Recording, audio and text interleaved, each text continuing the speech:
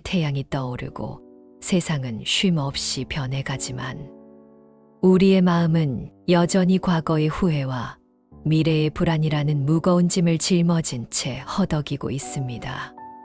특히 자식의 앞날을 걱정하고 다가올 노후를 두려워하는 부모의 마음은 한시도 쉴 틈이 없습니다. 하지만 부처님께서는 오늘 우리에게 준엄하면서도 따뜻한 목소리로 묻고 계십니다. 그대가 그토록 움켜쥐고 있는 그 근심의 실체는 도대체 무엇인가?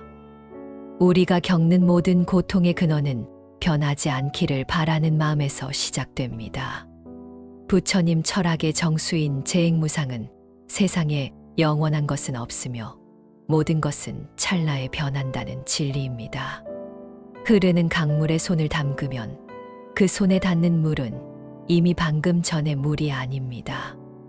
우리의 인생도, 우리가 겪는 고난도, 심지어 우리가 그토록 사랑하는 자식의 운명조차도 고정된 채 머물러 있는 것은 단 하나도 없습니다.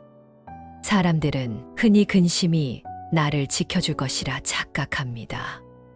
미리 걱정해야 대비할 수 있고 애를 써야만 상황을 바꿀 수 있다고 믿습니다. 그러나 불교 철학의 관점에서 볼 때 근심은 실체가 없는 그림자와 같습니다. 구름이 가린다고 해서 태양이 사라진 것이 아니듯 근심이라는 먹구름이 잠시 마음을 덮었을 뿐 당신의 본래 성품은 여전히 찬란하게 빛나고 있습니다. 부처님께서는 두 번째 화살을 맞지 말라고 가르치셨습니다. 살다 보면 누구나 피할 수 없는 첫 번째 화살인 고통과 마주하게 됩니다. 자식이 뜻대로 되지 않거나 몸이 아프거나 경제적인 어려움이 닥치는 것이 바로 그것입니다. 그러나 그 고통을 붙잡고 왜 나에게 이런 일이 일어났을까? 앞으로 더 잘못되면 어떡하나라고 끊임없이 되새기는 행위는 스스로 두 번째 화살을 쏘아 자신을 맞추는 것과 같습니다. 첫 번째 화살은 인연에 의해 찾아온 것이지만 두 번째 화살은 당신의 근심이 만들어낸 허상입니다. 재행무상의 원리를 깊이 체득하면 지금 당신을 괴롭히는 그 지독한 근심조차 결국 지나갈 바람이라는 것을 알게 됩니다. 지금 자식이 방황하고 있습니까? 그것 또한 무상의 흐름 속에 있는 과정일 뿐입니다. 지금 당신의 삶이 고단합니까? 그 고단함 역시 영원히 머물 수 없습니다. 모든 것은 인연에 따라 모였다가 인연이 닿으면 흩어지는 법입니다. 억지로 잡으려 애쓰는 것은 흐르는 강물을 멈추려 하는 것만큼이나 무모한 일입니다. 애쓰지 말라는 말은 아무것도 하지 말라는 나태함이 아닙니다. 결과에 집착하여 스스로를 괴롭히는 욕망의 힘을 빼라는 뜻입니다. 불교 철학에서 말하는 진정한 지혜는 흐르는 물에 몸을 맡기듯 삶의 파도를 타는 것입니다. 파도가 높게 일 때는 그 높음을 받아들이고 파도가 낮아질 때는 그 고요함을 즐기는 것. 그것이 바로 여여한 삶의 시작입니다. 당신이 자식을 위해 할 수 있는 가장 큰 공덕은 부모인 당신의 마음에서 근심의 도끼를 빼는 것입니다. 부모가 불안해하면 그 기운은 고스란히 자식에게 전달되어 자식의 운명을 무겁게 짓누릅니다. 반대로 부모가 재행무상의 이치를 깨닫고 모든 것은 결국 잘 흘러갈 것이다 라는 믿음으로 평온을 유지할 때 그 고요한 에너지가 자식의 앞길을 밝히는 등불이 됩니다. 오늘 이 시간 당신의 가슴을 짓누르던 그 무거운 돌덩이를 가만히 내려놓으십시오. 그것은 당신이 지키려 했던 보물이 아니라 당신의 대운을 가로막고 있던 낡은 습관일 뿐입니다. 비워야 비로소 새로운 기운이 들어옵니다. 근심의 실체가 비어있음을 깨닫는 순간 당신의 인생 그릇에는 찬란한 복락이 채워지기 시작할 것입니다. 이제 우리는 입을 닫고 내면의 소리에 귀를 기울여야 합니다. 세상의 소음에 흔들리지 않는 벙어리가 되어 침묵 속에 감춰진 진정한 힘을 발견해야 할 때입니다. 세상은 한시도 가만히 있지 않습니다. 수많은 정보와 타인의 시선, 그리고 끊임없이 들려오는 세상의 소음 속에서 우리의 마음은 갈 길을 잃고 표류합니다. 특히 자식의 일이 마음대로 되지 않을 때, 혹은 삶의 무게가 어깨를 짓누를 때, 우리는 본능적으로 말을 내뱉으려 합니다. 억울함을 호소하고 자식을 탓하며 세상을 원망하는 말들이 입 밖으로 쏟아져 나옵니다. 하지만 부처님께서는 이럴 때일수록 우리에게 성스러운 침묵의 세계로 들어오라고 권하십니다. 때로는 세상 앞에 벙어리가 되는 것이 100마디 기도보다 더 큰 공덕을 쌓는 길이기 때문입니다. 불교 철학에서 입으로 짓는 죄, 즉 구업은 그 어떤 업보다 무겁고 날카롭습니다. 칼에 베인 상처는 시간이 흐르면 아물지만 혀끝에서 나온 말에 베인 상처는 영혼 깊숙이 박혀 대르리어 대물림되기도 합니다. 우리가 자식을 향해 무심코 던진 너는 왜 그 모양이니? 라는 말 한마디, 혹은 남의 불행을 옮기는 가벼운 험담들이 사실은 내가 정성껏 쌓아온 복의 그릇에 금을 내고 있음을 우리는 자각하지 못합니다. 입을 여는 순간 당신의 내면에 고여있던 맑은 기운은 밖으로 새어나가고 그 빈자리는 타인의 부정적인 에너지와 세속의 도끼로 채워지게 됩니다. 벙어리가 되어라는 말씀은 단순히 말을 하지 말라는 신체적 제약을 뜻하는 것이 아닙니다.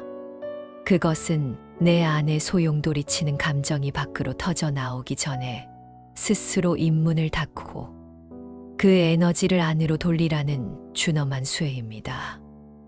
누군가 당신을 비난할 때, 혹은 자식이 당신의 기대를 저버릴 때 벙어리처럼 침묵하십시오. 밖으로 응수하는 대신 안으로 그 고통을 가만히 들여다보십시오. 침묵은 단순히 소리가 없는 상태가 아니라 가장 강력한 자기 정화의 시간입니다. 말을 아끼면 기운이 보존됩니다. 그 보존된 기운은 흩어지지 않고 단단하게 응축되어 당신의 가문을 지키는 영적인 방패가 됩니다. 부처님께서는 침묵은 성자의 언어라고 하셨습니다. 지혜로운 자는 말을 통해 자신을 증명하려 애쓰지 않습니다. 오히려 침묵을 통해 자신의 존엄을 지키고 그 고요함 속에서 우주의 지혜를 듣습니다. 당신이 세상의 시시비비에 대해 벙어리가 될 때 비로소 당신의 영혼은 자유로워지며 비워진 마음 그릇에는 비로소 하늘이 내리는 대운이 깃들 준비를 마치게 됩니다. 특히 부모의 침묵은 자식에게 줄 수 있는 가장 위대한 공덕입니다. 자식의 허물을 보았을 때 입을 닫고 대신 마음으로 깊은 자비의 염원을 보내십시오. 부모가 입을 열어 훈계하고 다그치는 순간 자식의 기운은 위축되고 운의 흐름은 막힙니다. 그러나 부모가 벙어리처럼 그저 묵묵히 믿어주며 침묵으로 그 자리를 지켜줄 때 자식은 비로소 부모의 고요한 공덕 아래서 스스로 자신의 길을 찾아갈 용기를 얻습니다. 이것이 바로 부모가 침묵으로 짓는 무언의 보시입니다. 세상은 더 빠르고 소란하게 변해갈 것입니다. 그럴수록 당신은 더 깊은 침묵의 숲으로 걸어 들어가야 합니다. 남의 이야기에 귀를 닫고 나의 자랑을 멈추며 오직 부처님의 가르침 아래서 마음의 평화를 유지하십시오. 당신이 벙어리가 되어 말을 아낀 만큼 당신의 말년은 풍요로워질 것이며 당신이 아낀 그 귀한 기운은 자손 대대로 이어지는 영원한 복락의 씨앗이 될 것입니다. 이제 잠시 눈을 감고 당신의 입술을 굳게 닫아 보십시오. 그리고 그 침묵 속에서 올라오는 고요한 평온을 느껴보십시오. 당신이 말을 멈출 때 비로소 우주는 당신에게 말을 걸기 시작합니다. 그 소리는 애쓰지 않아도 괜찮다. 모든 것은 인연에 따라 흘러가고 있다는 자비로운 울림입니다. 우리는 이제 침묵의 힘을 얻었습니다. 이 고요한 힘을 바탕으로 이제는 억지로 무엇인가를 이루려 했던 그 애쓰는 마음까지 내려놓아야 합니다. 흐르는 강물처럼 순리에 몸을 맡기는 법을 배울 때입니다. 우리는 평생을 무언가를 얻기 위해 혹은 누군가를 앞지르기 위해 온 힘을 다해 애쓰며 살아갑니다. 자식의 성적을 올리기 위해 애를 쓰고 남들보다 더 많은 재물을 모으기 위해 밤잠을 설치며 끊임없이 상황을 통제하려 노력합니다. 하지만 그렇게 애를 쓰면 쓸수록 마음의 갈증은 더해지고 뜻대로 되지 않는 현실 앞에서 좌절과 분노만 깊어질 뿐입니다. 부처님께서는 이런 우리에게 인연법이라는 거대한 우주의 질서를 보여주시며 속삭이십니다. 너무 애쓰지 마라. 올 것은 결국 오게 되어 있고 갈 것은 아무리 붙잡아도 떠나가는 법이다. 불교의 인연법은 단순히 운명론을 말하는 것이 아닙니다. 모든 결과에는 반드시 그에 합당한 원인과 조건이 있어야 한다는 과학적인 진리입니다. 농부가 가을에 풍성한 수확을 거두고 싶다면 봄에 씨앗을 심고 여름 내내 정성껏 밭을 갈아야 합니다. 이것이 우리가 해야 할 유일한 노력입니다. 하지만 씨앗을 심자마자 싹이 나지 않는다고 땅을 파헤치거나 벼가 빨리 자라지 않는다고 손으로 잡아당기는 행위는 정당한 노력이 아니라 어리석은 집착이자 무모한 애씀입니다. 잡아당겨진 벼는 뿌리가 상해 결국 죽고 맙니다. 우리의 삶도 이와 같습니다. 우리가 무언가를 이루기 위해 과도하게 애를 쓸 때 그 마음의 밑바닥에는 불안과 결핍이 자리 잡고 있습니다. 이렇게 하지 않으면 큰일 날 것 같다는 공포가 우리를 조급하게 만듭니다. 불교 철학에서는 이러한 상태를 탐욕과 어리석음으로 봅니다. 억지로 밀어붙이는 에너지는 주변의 기운을 경직시키고 자연스럽게 흘러들어와야 할 대운의 물길을 가로막습니다. 물은 억지로 흐르려 애쓰지 않습니다. 그저 낮은 곳을 향해 묵묵히 나아갈 뿐이며 앞에 바위가 나타나면 다투지 않고 돌아갑니다. 그렇게 애쓰지 않고 흐르기에 결국 거대한 바다에 이르게 됩니다. 인연법의 원리를 깨달은 사람은 결과에 집착하여 스스로를 들볶지 않습니다. 그저 오늘 내가 할 수 있는 선행과 공덕의 씨앗을 심을 뿐. 그것이 언제 어떤 모습으로 꽃 피울지는 대자연의 섭리에 맡깁니다. 이것이 바로 방아착, 즉 움켜쥔 마음을 내려놓는 지혜입니다. 특히 자식의 앞길에 대해 부모가 지나치게 애를 쓰는 것은 자식이라는 독립된 인연의 흐름을 방해하는 일이 될 수 있습니다. 부처님께서는 부모와 자식의 인연 또한 전생의 수많은 인과가 얽혀 만들어진 소중한 만남이라 하셨습니다. 자식은 부모의 소유물이 아니라 각자의 업을 닦기 위해 이 세상에 온 고귀한 영혼입니다. 부모가 할 일은 자식을 대신해 인생을 살아주는 것이 아니라 자식이 스스로 자신의 인연을 아름답게 가꿀 수 있도록 따뜻한 햇살과 맑은 물이 되어주는 것입니다. 당신이 자식을 위해 애를 쓰며 불안해할 때보다 뿌린 대로 거두리라는 부처님의 말씀을 믿고 고요히 자신의 공덕을 쌓을 때 자식의 운은 더 밝게 트입니다. 당신이 오늘 남 모르게 베푼 자비, 침묵으로 지켜낸 인내, 그리고 타인의 불행을 함께 아파한 그 마음들이 씨앗이 되어 때가 되면 당신의 자녀에게 귀인이라는 인연으로 성공이라는 결과로 반드시 돌아오게 되어 있습니다. 애쓰지 않아도 올 것은 반드시 옵니다. 우주의 저울은 오차 없이 당신의 공덕을 기록하고 있기 때문입니다. 대운의 파도가 밀려오고 있습니다. 이 파도를 타는 비결은 더 힘차게 팔을 젓는 것이 아니라 힘을 빼고 몸을 맡기는 것입니다. 살아가라, 그뿐이다라는 말은 포기가 아닙니다. 인연법의 질서를 온전히 믿고 오늘 내 앞에 주어진 삶을 담담하게 받아들이는 최고의 용기입니다. 이제 우리는 애쓰던 마음을 내려놓고 그저 있는 그대로의 진실과 마주해야 합니다. 과거의 미련도 미래의 걱정도 없는 여여한 지금으로 걸어 들어가야 합니다.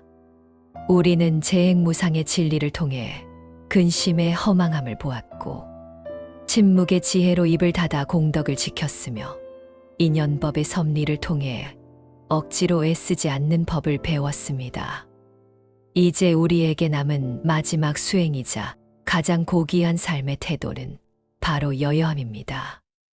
여여란 있는 그대로의 모습을 뜻합니다.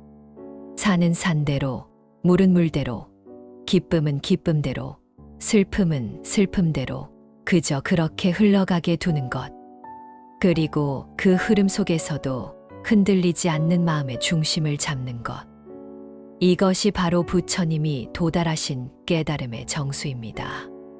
살아가라, 그뿐이다라는 말은 언뜻 허무하게 들릴지도 모릅니다. 하지만 이 짧은 문장 속에는 우주의 모든 이치가 담겨 있습니다. 우리는 미래의 행복을 위해 오늘을 희생하고 과거의 상처 때문에 현재를 망칩니다. 아직 오지 않은 내일의 일을 걱정하며 잠 못 이루고 이미 지나가 버린 어제의 실수를 되씹으며 스스로를 괴롭힙니다. 그러나 진정으로 존재하는 시간은 오직 지금 이 순간뿐입니다.